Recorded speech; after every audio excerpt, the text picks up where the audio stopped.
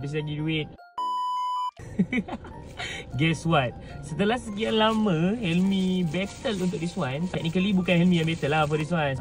Kawan Helmi yang tolong order kan dalam live. Okay. Setelah sekian lama nak dapatkan harga retail, Allah susahnya. Retail habis. Okay, dekat online selalunya sold out. Hachi Pupu guys, Gummy Bears. Tada! Hachi Pupu Gummy Bears. Diorang dah bau-bau tau tadi. Okay, diorang semua teka. Okay, diorang semua rasa ini adalah peach flavor yang warna pink tu. Rasanya pineapple lah.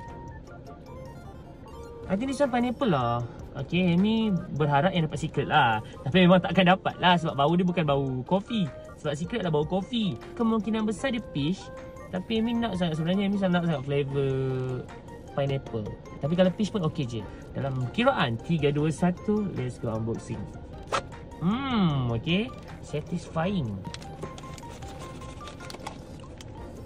Wow, kuatnya bau dia.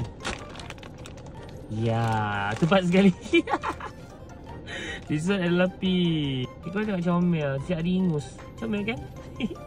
Alright, so bye-bye. Kita jumpa lagi next unboxing. Okay, dah lama dah sebenarnya Helmi tak beli Pop Mart. Tapi akhirnya kalah juga sebab Hachi Pupu keluar Gummy Bears. Habis lagi duit. Bye-bye. Kita jumpa lagi next live. Kita jumpa lagi next video. Bye-bye. Jap guys, macam biasa I told you already, Helmi kalau beli mesti dapat title punya. Korang perasan tak? Title dekat depan colour peach kan? Helmi beli Labubu V3 pun dapat yang title. Ni Helmi beli Demo World X Disney pun dapat title juga Minnie Mouse. Stress. Lepas ni kalau title dia lawa pada Helmi order. Kalau tidak malas nak beli sebab Helmi akan dapat title dia yang gambar depan ni.